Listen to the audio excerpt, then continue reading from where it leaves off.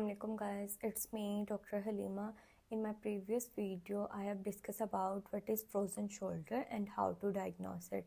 Now in this video I'll discuss about symptoms, risk factors and causes of frozen shoulder. देखेंगे कि इसके symptoms क्या क्या होते हैं frozen shoulder के। हमारे पास जब भी कोई पेशेंट आता है फ्रोज़न शोल्डर के साथ तो वो सबसे पहले तो कंप्लेन करेगा कि उसे पेन है, अगर वो इनिशियल स्टेज के अंदर है, और वो पेन उसकी जो है वो वर्सन होती जाएगी रात के टाइम। और उसके अलावा अगर आप उसे एक्सपोज करके उसका शोल्डर जॉइंट चेक करोगे तो आपको वहाँ पर इन्फ्लेमेशन और स्वेलिंग लाजमी मिलेगी। और उसके अलावा स्टिफनेस जो है वो टाइम टू टाइम ज़्यादा होती जाएगी। उसके अलावा इसके सिम्टम्स में अगर आप देखें तो पेशेंट आपको कंप्लेन करेगा कि उसकी डेल्टॉइड टब्रोसिटी तक जो है ना वो पेन जाती है, और उसके अपर आर्म में ये पूरे एरिया में ये कोराकॉइड प्रोसेस है और यहाँ पर उसकी पूरी पेन आती है। अगर आप उसे एक्टिवली और पैसिवली भी अगर आप उससे ROMs करवा के देखोगे तो एक्टिवली तो वो कर ही नहीं पाएगा, उसके लिए बहुत पेनफुल कंडीशन होगी।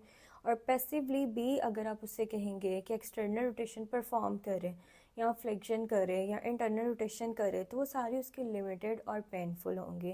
और इसके अलावा वो आपको कंप्लेन करेगा कि उसकी जो है ना सारी एडियल्स वो लिमिटेड हैं। मतलब आप अगर उससे पूछेंगे कि आप कॉम्बिंग कर सकते हैं तो वो आपको कहेगा कि नहीं, मुझे अपर हेड मूवमेंट परफॉर्म करते हुए प्रॉब्लम होती है। और अगर आप उससे पूछेंगे कि वो जिपिंग अनजिपिंग कर सकता है तो वो तब भी कंप्लेन करेगा कि नहीं, फिर उसकी एक्सटर्नल रोटेशन और इंटरनल रोटेशन लिमिटेड हुई होगी। यही इसके सारे मेन सिम्टम्स हैं फ्रोज़न शोल्डर के।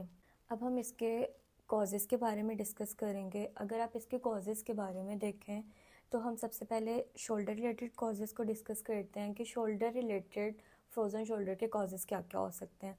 तो अगर हम देखें तो फर्स्ट ऑफ ऑल हमारे पास इसकी रीज़न ट्रॉमा हो सकता है कि कोई भी ट्रॉमा हुआ है।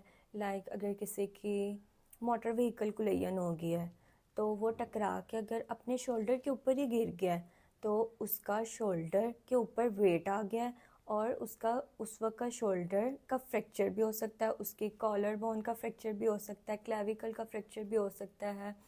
उसके अलावा उसको कंट्यूशन हो सकती है।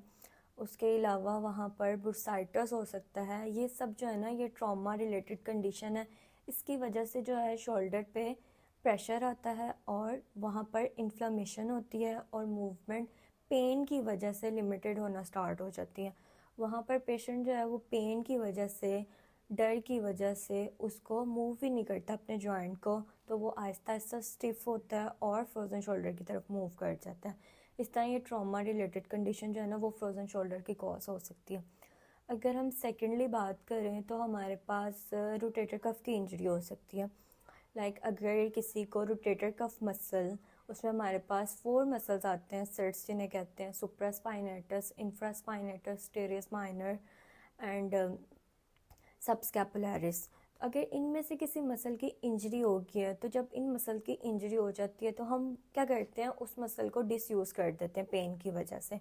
जब हम उसे डिसयूज़ करते हैं, जब हम किसी भी मसल को डिसयूज़ कर देते हैं, उसका यूज़ इतना नहीं करते, तो आहिस्ता आहिस्ता वो वीकनेस की तरफ चला जाता है, उसकी स्ट्रेंथनिंग नहीं रहती, वो वीक हो जाता है। वो वीक होता है, वहाँ पर इन्फ्लेमेशन होती है और पेन होती है और वो भी फ्रोज़न शोल्डर को कॉज कर सकती है। शोल्डर रिलेटेड कॉज क्या हो सकती है हमारे पास, अगर कोई है पेशेंट वो उसका स्लीपिंग पोस्चर पुअर है। अगर इसका पोस्चर पुअर है, वो क्या करता है कि अगर एक ही साइड पे लेटता है अपने, वो एक्स्ट्रा प्रेशर, एडिशनल स्ट्रेस उस जॉइंट के ऊपर डालता रहता है, जिसकी वजह से जितने भी शोल्डर के लिगामेंट हैं वो शॉर्टनिंग की तरफ चले जाते हैं और मसल हमारा वीक होना स्टार्ट हो जाता है। वो भी फ्रोज़न शोल्डर को कॉज कर सकता है। फोर्थली अगर हम बात करें तो हम ओवर यूज़ या रेपिटेटिव मूवमेंट जो है वो कॉज कर सकते हैं फ्रोज़न शोल्डर को।